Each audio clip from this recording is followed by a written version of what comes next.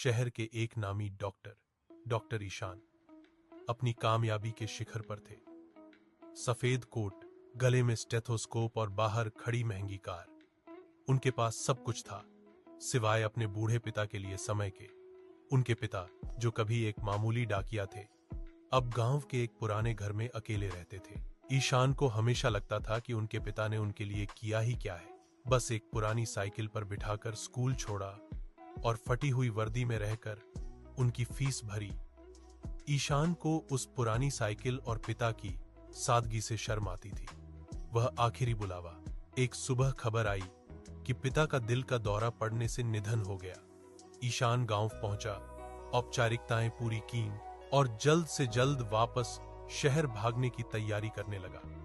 तभी उसे अलमारी के पीछे एक पुरानी धूल भरी डायरी मिली। उसने पन्ने पलटे। डायरी में हिसाब किताब लिखा था। आज ईशान को नई फुटबॉल दिलानी है।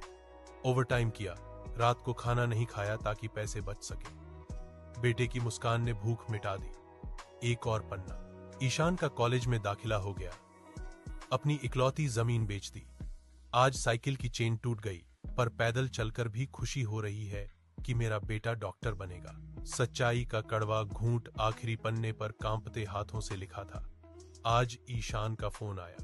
बहुत बिजी था, बस 2 मिनट बात की। उसने कहा कि उसे मेरी पुरानी साइकिल और गांव की यादों से चिढ़ है।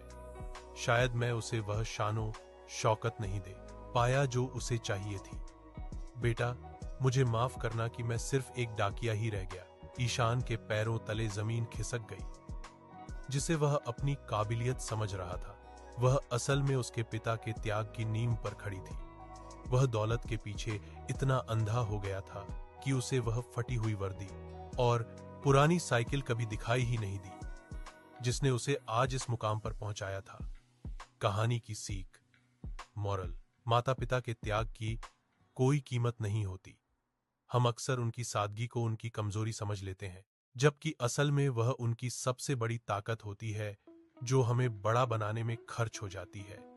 जब तक आपके पास समय है, उन्हें प्यार और सम्मान दे, वरना बाद में सिर्फ पछतावा ही बचता है।